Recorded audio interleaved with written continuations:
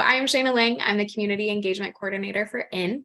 And as I mentioned, I'm just going to be doing an overview of what our inclusive higher education programs are currently in Colorado and speak briefly to what the financial realities are when families are considering sending their students with ID to college. We typically get this as a big question mark when I'm going to resource fairs, talking with teachers. The question is, okay, that's great, but how do I pay for it? It feels really daunting. And so we would just want to start providing you with resources now to share with the families and the students that you guys work with. So we'll touch base on that for the first few minutes. And then I'm going to have Mike Keglovits from CollegeInvest speak to ABLE accounts and how to begin preparing for college and your kiddo's future. So what we typically do on here, I ask that you guys can just throw your name and your role in the chat and let us know what area of town you're coming from, just so we can see who we're reaching and maybe what specific resources I can send your way that are most beneficial to you.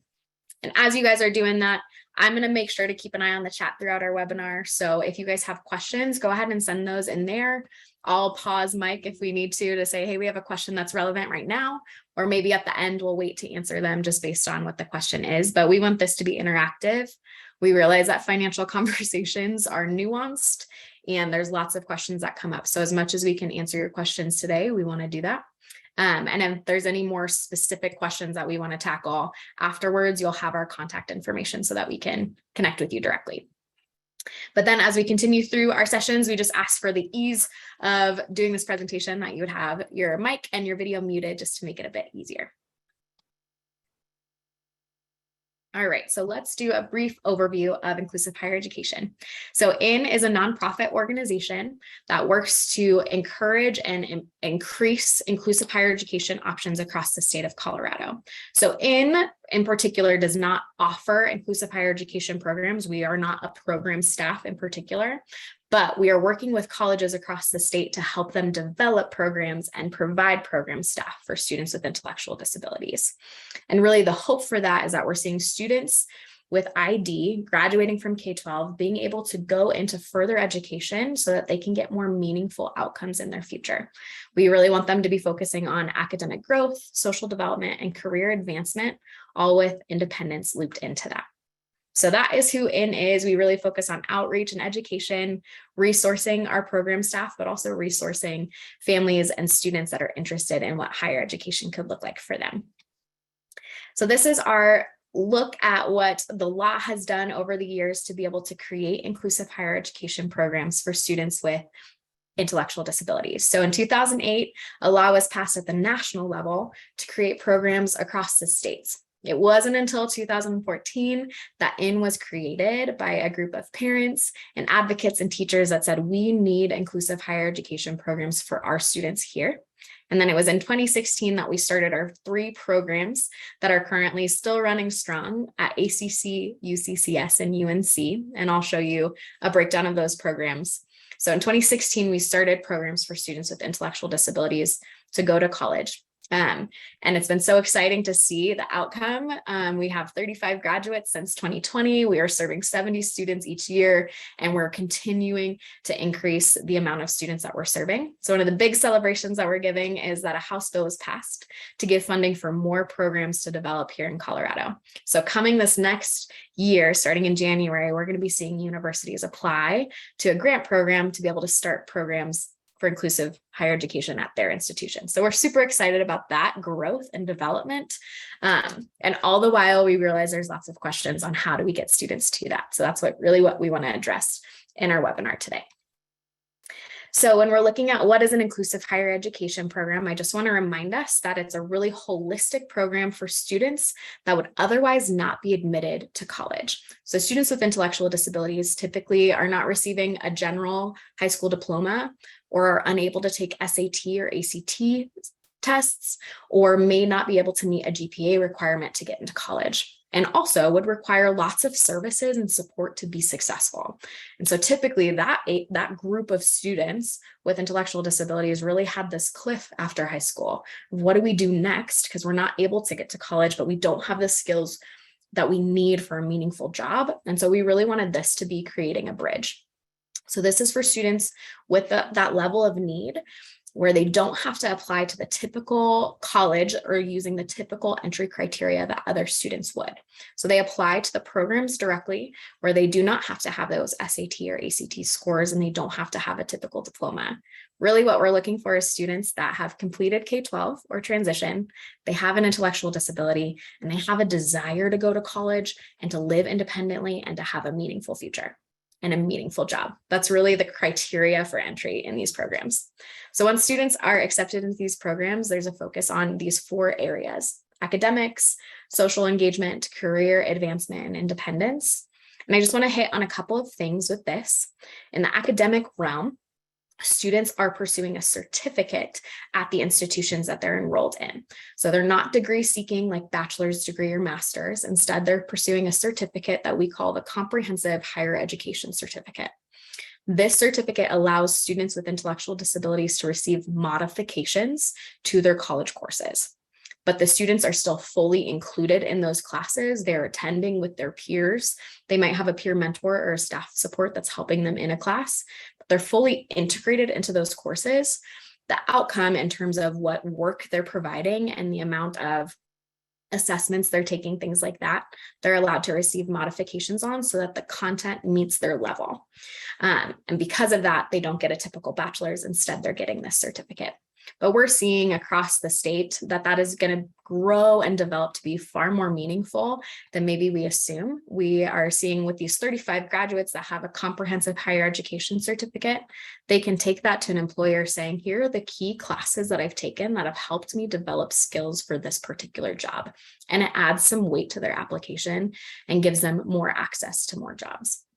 So students are taking those for credit, they're receiving grades, they're working hard and being challenged in ways that they never have. And we love that because it shows that if you assume competence, students with intellectual disabilities can rise to the occasion and really, really meet high expectations. So that's the academic world. There's also full inclusion when it comes to the social world. There is always a staff member at these programs that offers inclusion support across campus. So that could be with residence life, that could be with rushing a fraternity, joining a club. These students are highly supported to be fully engaged across the campus so that they're developing in all the ways that a typical college student would. And then we're also looking at their time in these programs, that they're having career preparation, that there would be a progressive experience where they're developing skills and having experiences where they are able to be more prepared for a meaningful job when they graduate. So they're going through employment assessments and figuring out what they're interested in, and then maybe working on campus or doing a job shadow or an internship. And eventually, by the time that they graduate, we want them placed in a job that's really important to them and meaningful to them. So each of these program staff also include an employment coordinator that works specifically with students to develop their resume and be prepared for that meaningful employment.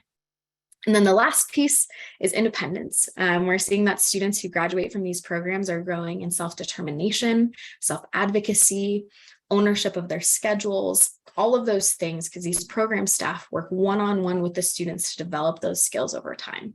So they're not just going to get academics, or they're not just going to get a career advancement program. It's all inclusive and is really pivotal for our student development. So the 3 schools that I mentioned we currently have in Colorado, we have Elevate at ACC, which is Arapahoe Community College in Littleton, the Office of Inclusive Services in the Springs, and then Go On and Learn in Greeley, Colorado. And all of these programs match that inclusive model that I just chatted about. They have services and supports for all of those components. If you guys have any questions about that, because I'm not going to dive into what the programs really look like today, you can always reach out to me and I can send you some information, or you can join our next webinar, which is another In 101, and it'll go into more depth on that. I do want to speak to these 3 programs have received what we call comprehensive transition and post-secondary status, or CTP status, which means that they meet a pretty lengthy list of criteria showing that they're inclusive for these students and that they're adequately preparing them for something meaningful in their future. So this is a status given to them by the state of the Department of Higher Education. So each of these programs have CTP status, which means that when students are enrolled in these programs, they have access to filling out a FAFSA and receiving grant funds, so federal grants, or work study funds where they're able to be paid through work study. So that's a really big win. The reality is right now, students in these programs are not able to access federal loans because they're getting that modified certificate. But that's something that we're working to navigate in our state system and hopefully can make some changes in the years to come. But regardless, having access to those federal loans and work study funds is great because all the finances that come in through that FAFSA are considered federal, financial aid. So it doesn't impact their SSI. So that's just important to know. And it's a huge benefit to our students currently. And then all of these students are receiving comprehensive higher education certificates, which are accredited by the institution. So there's a meaningful credential they're receiving when they graduate. So I think as I've been learning and meeting with students and families, the question that I first hear is, how do we pay for it?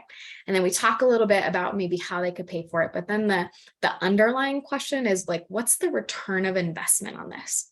What's actually going to be the meaningful outcome that we're seeing for our students? Are they actually going to be making more money? Or are we sending them through these programs so that they can go back to working in the grocery store that they could have worked at before going? Which is a great question and a valid question. We want to address that. And so I want to point to our national outcomes as well as some of our local outcomes here in Colorado. So you'll see that picture on the left side, that's coming from Think College, which is a national research hub for inclusive higher education. And they're constantly doing assessments of the programs across the nation and what students are seeing as outcomes. And they consistently are showing that they are 3 times more likely, these students with ID are 3 times more likely to have employment, to both have something meaningful, but also to maintain their employment after having inclusive higher education services. So there's more longevity in the employment that the students are seeing post college experiences. But also we're seeing that they're in more competitive, integrative, and meaningful employment. So typically we would see students finishing out transition or K-12, and there tends to be this one funnel towards working at a grocery store or cleaning or maintenance jobs that they can be placed in, which is great for some students, but is not great for all students. A lot of students have desires to be in other fields and have skills that they want to implement in other fields. And so what we're seeing from inclusive higher education is students now have opportunity and have the skills and the ownership to be able to apply to jobs in different fields outside of those typical cleaning and maintenance positions that we used to see students funneled into. So there's kind of an open door to more meaningful jobs, which then leads to more increased pay. So at the national level, you'll see there's a 102% increase in wages that students graduating from programs like inclusive higher education, they're receiving almost double the wages as students that did not pursue inclusive higher education. So I just say this and share this to point out that though inclusive higher education is a financial cost for sure, there's something that the family has to put into it. There is a long-term return on investment where students are actually getting paid more appropriately for the work that they're doing, and they're doing more meaningful work to them, and they have skills to maintain those jobs long-term. So I love pointing at some of our examples here in the state of Colorado. So those 3 pictures at the top of this slide, you'll see Mia on the left, who is working as a teacher assistant in an ASL classroom for, I think it's preschool at this point. And this is an example of her doing some of her practicum before she graduated. But that is more meaningful job for her, but also higher pay than what she had prior to going to UCCS. We also see Ashley in the middle. She studied advocacy and worked with the ARC to provide advocacy resources to individuals with disabilities. So she's in a field that is able to continue growing, and she can continue her career there. And then we also see Nick on the far right, who is working in entrepreneurship in his own photography business. And the reason why he's able to be successful in that is because he took some classes regarding how to manage his finances and how to communicate with clients. And so he was able to develop skills that is going to allow that entrepreneurship job to be more sustainable long-term. So those are just some examples of the outcomes that we're seeing for students in Colorado. And then at the national level, it's important for us to see that there's more meaningful outcomes happening and more increased pay and increased wages. So with that in mind, I just want to speak to the fact that costs for college is normative. Every student going to college at some level has to figure out how to pay for that. And so that's a pretty normal process for our students and their families to have to navigate. It's also worthwhile because we're seeing those outcomes and return on investments. But we do recognize that a lot of families with students with intellectual disabilities did not consider college an option 10, 15 years ago. And so they didn't start saving early on. So we're hearing over and over again that they need more time to prepare financially for this. And that's really why we want to bring this webinar to you so that you feel like you have some resources in your back pocket to start that preparation early on. So what we're looking at in terms of cost, what is it actually going to look like? Students that are enrolled in these inclusive higher education programs are paying tuition and fees like a typical student because they're fully integrated, living on campus, participating in student activities, etc. So they pay the same cost per credit that they're taking. Even though they're receiving a modified outcome, they are fully included in those classes, interacting with that faculty, receiving credit and receiving grades. So they do have to pay for the credits that they're taking. The reality is they're taking far less credits than most students. So they're not going to pay the full 18 credit tuition, but they're going to pay for the 6 to 9 credits that they're taking. So that's really, they're paying the same rate, but the amount that they're paying for is lower than most students. And then on top of that, there is a program fee at each of these institutions, and that varies by the institution. We've seen a gap of $3,000 to about $9,000 annually as a program fee for these inclusive higher education programs. So we encourage families that are interested in these programs to reach out to those staff directly and see what their fees are currently. That information will be shared too as the application season opens up. So they're paying for those credits that they're taking, and then they're paying for the services they're receiving from the program. And then if students live on campus, they'd be paying for room and board as well. At UNC and UCCS, there's on-campus living options. At ACC, there is not, since it's a commuter campus. And then you'll see in some of the notes there's a pretty big difference between a community college cost and the university cost. So you're going to see some discrepancies amongst our ACC cost and UNC and UCCS, because the community college specifically for all students really focuses on making it easily accessible and on a financial level for all students. So their costs are as low as they can make them. So yes, we just encourage students to reach out and families to reach out to the school staff to see what their current program fees are and what that's looking like. They have some information on their web pages as well. And I do want to point out that IN does not receive any money from the schools or the students. So as students are paying those program fees, that goes solely to the program so that they can maintain and sustain their program long-term at the institution. Typically actually when we receive funds, we try to put together some support for students in these programs and offer scholarships as we're able. So this I'm just going to briefly touch base on, and then I'm going to pass it over to Mike for you. These are some of the resources that we share with families and students that are considering inclusive higher ed. Just to point out that there's tons of avenues for families to receive some components of financial support to chip away at that cost over time. So like I mentioned earlier, students that are in these programs would be able to apply for financial aid through grants or work study funds. Also, there's scholarships available that a lot of people just don't tap into. So researching like crazy what scholarships are available for students with disabilities is great. There are some state-specific scholarships, school-specific scholarships, or disability-specific scholarships that we encourage families to look into. And then Mike is going to touch on college funds and ABLE accounts and how that can prepare families for this cost. Also, we have a lot of students working with Division of Vocational Rehabilitation. DVR does not pay for school costs directly, but when they're working with a student that has a career goal that requires further education, they can provide some funding to support things like notebooks and supplies that would be required for them at the college level. So it may not be a large sum, but they're able to help chip away at that cost a bit. And then there's also some resources at community-centered boards. So we encourage families to get connected to the CCBs in their area and inquire about things like self-determination funds. Some CCBs offer scholarship or grants for students that say, I have a goal to do X, Y, and Z, and I just need this funding to support me. So reaching out and asking questions is really important. And then at the bottom line, we also have student contribution. So as students are working, as they're receiving SSI, we encourage them to consider, how can I put some of this money that I'm receiving into a fund for higher education or to pay towards my tuition so that they have some ownership in the game as well.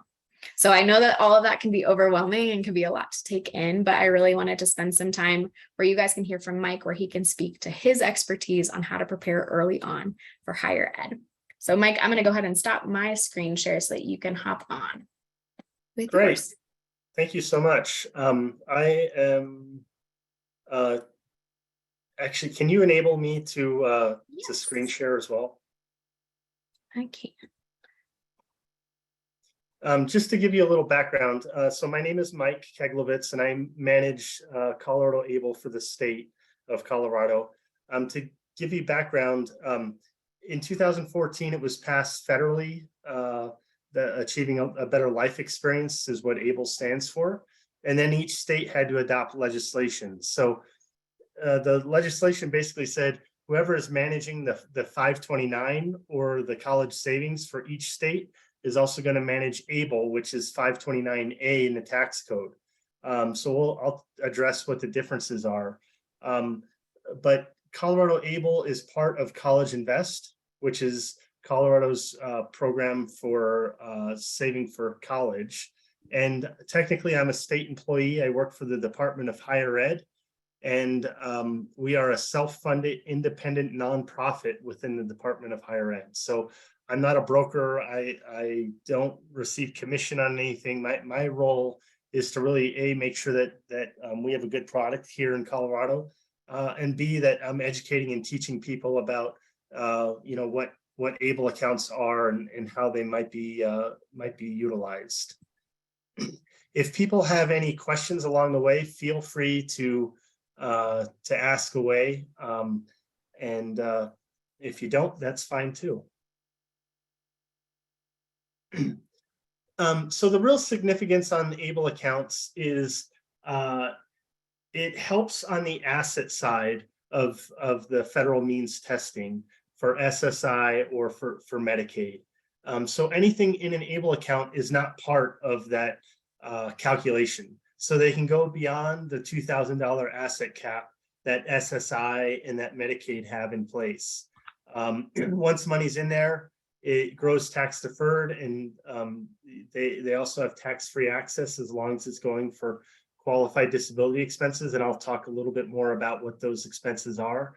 And the other thing is a big difference in the college savings world. A kid might have a grandparent that opens up an account for them, a parent, an aunt or uncle. In the ABLE world, it's one account per person. So you can't have multiple accounts that are existing. One person, one ABLE account. So the onset of disability needs to occur before age 26. So if you check that box, then the next one is if they're eligible for SSI or SSDI as a result of a disability, they don't need to do anything else. They can just open up an ABLE account. If they're not on SSI or SSDI, but they would still be considered disabled, they would just go through a self-certification process where they would go to their doctor, and the doctor would, write a note or write a letter saying, hey, this meets the definition of being disabled according to the Social Security Administration's definition. They do not need to supply that letter into ABLE. They would just need to have that on file, and annually they're supposed to update that. And again, they only need to do that if they're not on SSI or SSDI as a result of a disability. Does anybody have any questions so far? Sorry, I do have one question. Yeah. You said that the disability needs to be onset before the age of 26, which is different than the federal definition, which needs to be before the age of 22. Is that intentional? Yeah, and the last couple of years there has been some traction where they're trying to bump that up to age 46. Okay. And I think in the next couple of years that's probably going to happen. I think they were really nervous about kind of the end of life of people becoming disabled because of dementia or Alzheimer's, and they were really trying to avoid that. And so it was really just kind of an arbitrary age. and it has nothing to do with kind of what other programs. Gotcha. So have in I'm place. thinking, I'm thinking like the developmental or intellectual disability determination. If this is just any kind of disability. Thank you so much. I appreciate that, Mike. Yeah, and that's the other thing, that this is really broad in terms of it encompasses all types of disabilities. And so if somebody was in an automobile accident and was disabled at age 40, they just wouldn't qualify for the ABLE account. But it deals with all types. And so some of the things that I'll talk about, are dealing more of a general basis. The other thing that I didn't mention earlier, the ABLE account really helps on that asset side. You can't have more than $2,000 in total assets to qualify for Medicaid or to qualify for SSI. SSDI is different. That's an earned benefit based on either the parent that's retired or has passed away, or the individual has accumulated 10 years of working history. But SSI and Medicaid have that $2,000 asset limit. It does not mean that if somebody's earning money that they're working, that they could make more money because they're taking money and putting it into the ABLE account. Those SSI and Medicaid also have an income limit as well. So there's two parts of it. ABLE does not help on the income side of things. It doesn't mean that they can go out and work more hours and make more money, that it's not going to affect their SSI. It's both of those things, and ABLE doesn't help on one of the sides of that equation. This is changing. Go ahead. Does somebody have a question? Jane, do you have a question?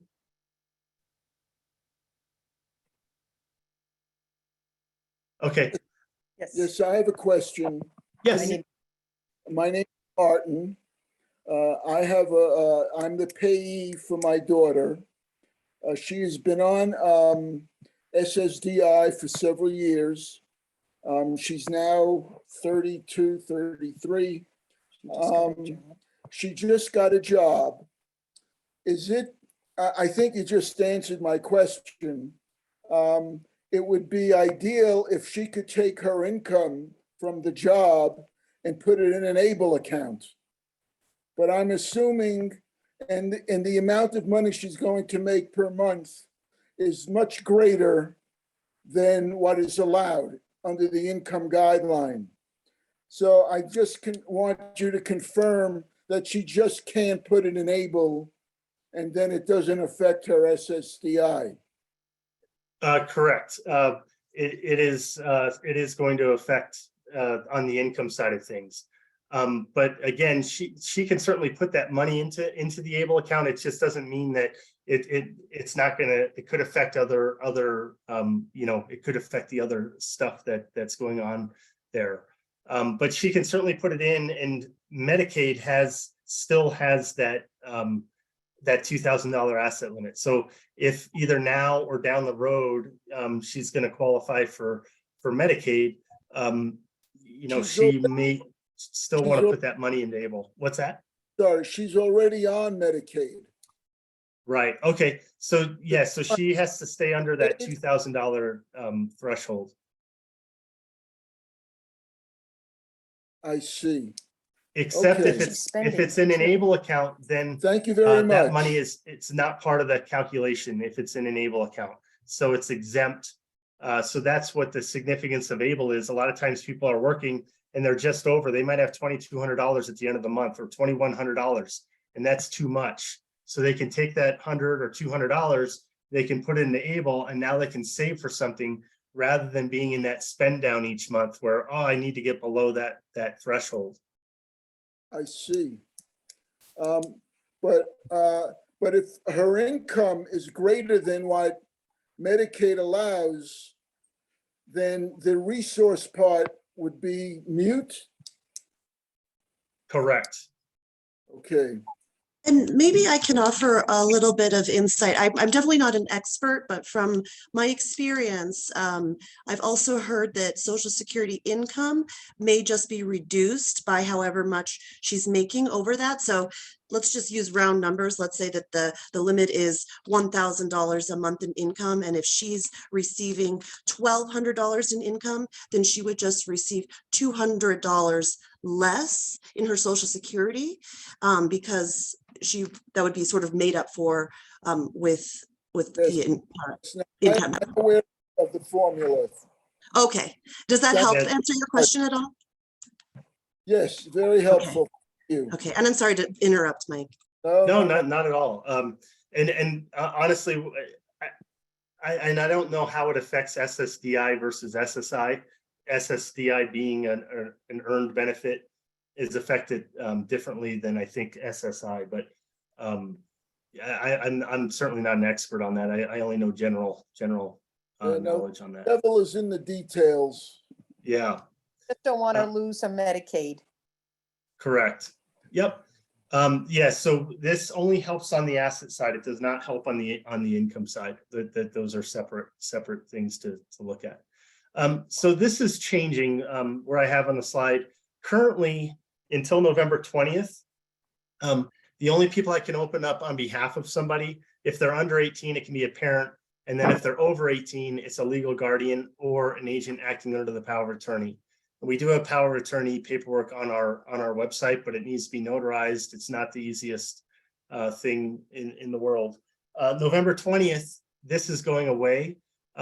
People can attest and say, hey, I am the parent, I am an uncle, I am an aunt, I am a sibling, I am a rep payee. All of those can attest and say that they are who they are and they're supposed to be managing this account.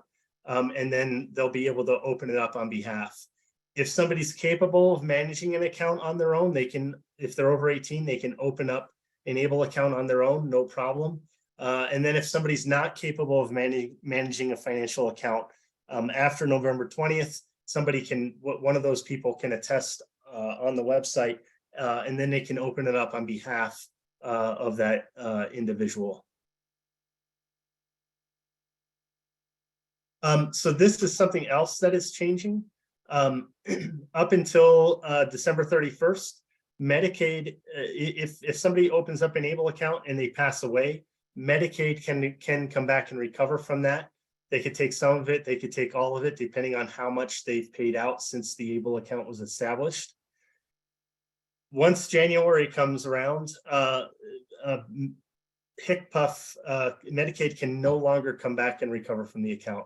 That is something in May that we passed legislation on, and we're closing that possibility. So we're really excited. Like, this is one of the things that a lot of people were hesitant on opening and using ABLE accounts because they were worried that these funds were going to go back to the state. But that will no longer be the case come January. What do you know where will the money just remain in that account and then it goes to like a named beneficiary, or what happens?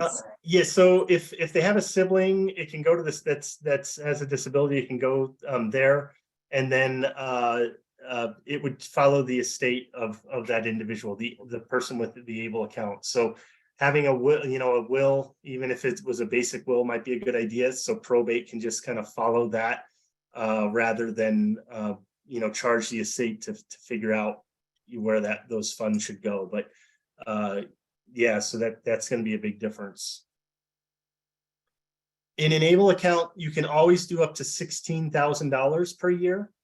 And it can come from a variety of places, really flexible where it can come from. If the individual has earned income and they're working, then they can do more on top of the 16. They can do up to 100% of the federal poverty limit, which I think takes it up to about 29,000 or 30, somewhere right around there. But they have to make that much. So if they worked super part-time and made $4,000 for the year, then they could do 4,000 on top of the 16 and do a total of 20. So if they made 8,000 for the year, then they could do 8,000 on top of the 16. So qualified disability expenses, and this is something, within, I honestly don't know if the certificate is something that out of a traditional 529 account, if it's a qualified expense. I'm not sure, but I do know out of an ABLE account it would be. So typically out of a traditional 529 account, you can't pay for things if you're not getting like a degree. A lot of certificate programs do qualify. I'm just not sure in this case if it does or doesn't. But out of an ABLE account, it can. And an ABLE account is super flexible what you can pay out of it, as long as the individual with the disability is benefiting specifically. If other people are benefiting, it's not going to be a qualified disability expense. And they're really general categories, which is a great thing. If you look at transportation, that could mean taking the bus. It could be taking Lyft or Uber. It could be buying a car. It could be modifying a car. Lots of different things fall into that one category. Just like health and wellness, if somebody wanted to go on vacation, they could pay for that.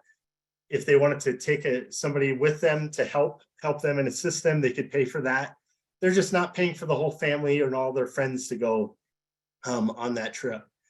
The other big thing out of an ABLE account is you can pay for basic living expenses like shelter, either a mortgage or rent. You can also pay for food, clothing.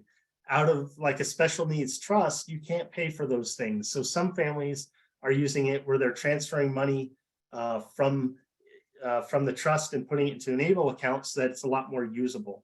There's not a trustee on it, so it's a lot cheaper typically to get. There's not transactional fees on it to be able to access that money.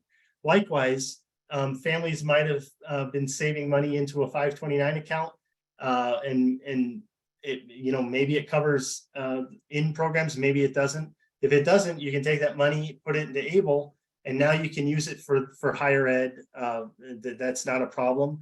And if it's not all used, you can also use it for all these other categories, which out of a traditional 529 account, you wouldn't be able to pay for all these other ancillary expenses. Does anybody have any questions about qualified disability expenses at all?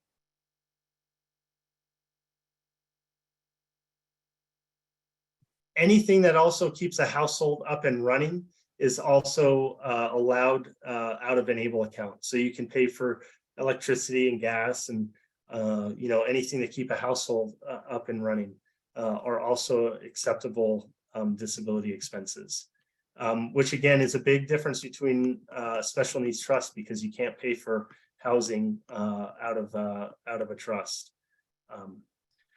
So the other big thing is the ABLE account, if it would ever get over 100,000, SSI would be suspended. And if it fell back below 100,000, SSI would start again. SSDI is an earned benefit, so it would not go away, even if the account went to 200,000. And as well, Medicaid does not go away. Medicaid always stays in place no matter what the balance of the ABLE account is as well. It's only SSI that would be affected. I have another question. Yeah, go ahead, Martin. When my daughter is now about 32, and when she went to college, got some certificate, she has an intellectual disability. ABLE at that time was just starting. Nobody really knew how it would work. Most states were not yet registered or licensed. I think the state in Tennessee was one of the first states that began the program. So since we did not know about what ABLE could or could not do, I went ahead and established a disability trust for my daughter. We could put, if she got a gift from her grandmother, we would put it in the trust.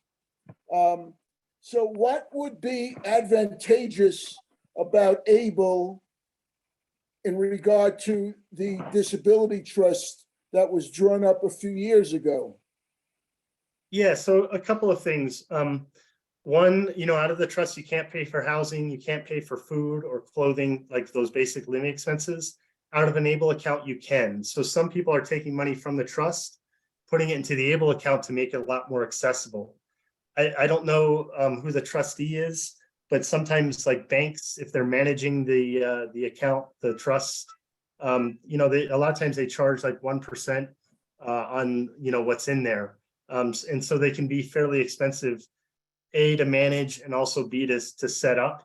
And sometimes some places charge per transaction, that it costs money every time you want to go and access money from the trust. ABLE accounts, they don't have a trustee on it. It comes with a debit card. So it's very easy to access and to use. And the costs are pretty minimal. I'll go into the costs in a few minutes, but it's just a lot more usable. That being said, this does not replace a trust. Like, a trust has a place. If a family wants to leave more than what that $16,000 per year that an ABLE account can take, a trust can take, $100,000 or $200,000. It can take a lot of money all at one time, which an ABLE account cannot do. And so I think there's a place for both. Just with the ease of use and access to the money, ABLE account can be really beneficial for some families. Did that answer your? Yeah. Liza had a follow-up question for you. She asked what can be paid for from a special needs trust. So you mentioned a lot of things that the ABLE account can be paid for.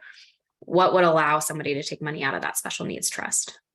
Yeah, so like they can go on vacation and pay for that, or a vehicle, or health and wellness and those types of things. The big thing is anything that's would be considered being covered by like Social Security. Those are the things that you can't pay for out of a special needs trust. So and again, those basic living expenses, housing, food, and then like clothing and things like that. So those are the things you can't pay. Everything else you can pretty much pay out of a trust, as long as the individual is benefiting specifically. And ABLE can pay for all of those things as well. In addition, it can also pay for the housing, food, and clothing, and that sort of stuff. Got it. Thank you. You're welcome. Any other questions about this? Great. So the ABLE account, and again, this is where kind of the flexibility comes in to play versus a trust. We have a banking option through Fifth Third Bank. Here in Colorado, we do not have a brick and mortar Fifth Third Bank, so it is going to be calling customer service or a virtual bank experience where they can log in and they can manage the account through that. And that money is going to be FDIC insured, and it comes with a debit card. We can also you can also order checks, and then on the other side, you can also do investments through Vanguard, mostly Vanguard index funds, and it's aggressive all the way down to conservative. So somebody could say, well, I want to put 30% in an aggressive because I'm saving for a car down the road, and then I'm going to do 20% in the conservative option, and then I'm going to do 50% into the banking option where I can use those funds immediately. And then when I hit my goals, say the conservative option, I was saving for an iPad, I could then transfer the money over into my checking account, and I can use that debit card going to the Apple store and buying that iPad. So it's really flexible where you can use investments. You can also use the bank account, and to do that, there is a cost. It's $40 to $60 a year, depending on if they sign up for electronic delivery of statements. They give a discount doing that. If they're a Colorado resident, they give a small discount for that.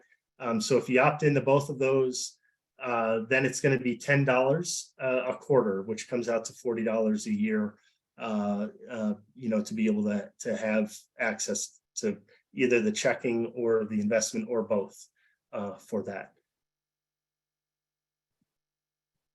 And then as well, Fifth Third Bank they waive the electronic, if you sign up for electronic delivery of statements or have an average monthly balance of $250 in a checking account, then they waive the $2 a month checking fee for the account as well.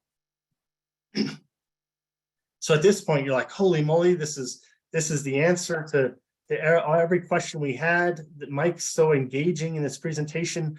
I can't wait to run out and open up an Able account. Where you would go is you can either have paper copies sent out and you can fill it out.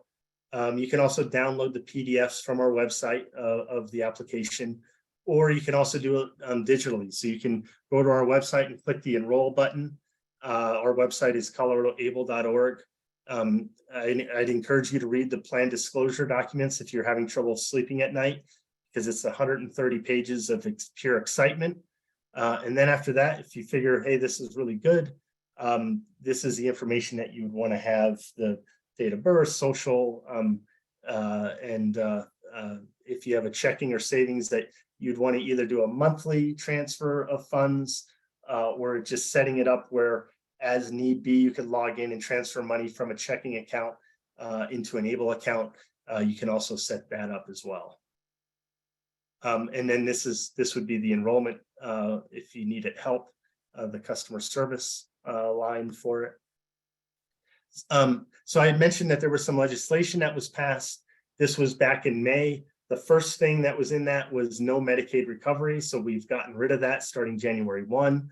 Also, any new contributions into the Able account, you get a deduction on the Colorado state tax for that. That was something in the college savings world we had, but then in the Able world we didn't, and we wanted to make those equal.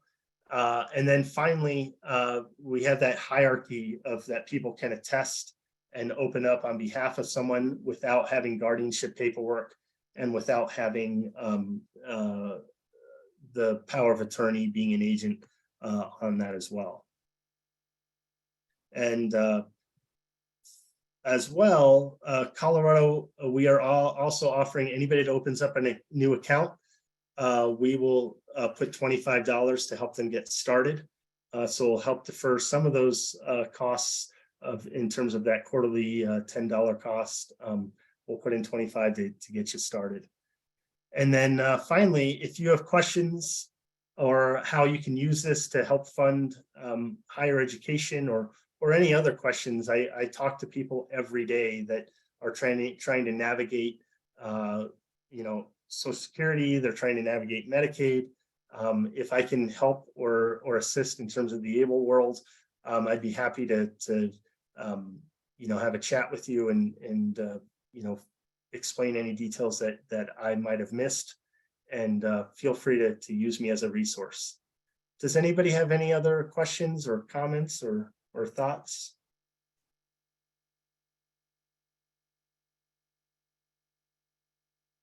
That was very informative. Thank you, Mike. I wanted to, and I can't remember, the screen says Jane on it, but the lots of questions about your daughter with her income.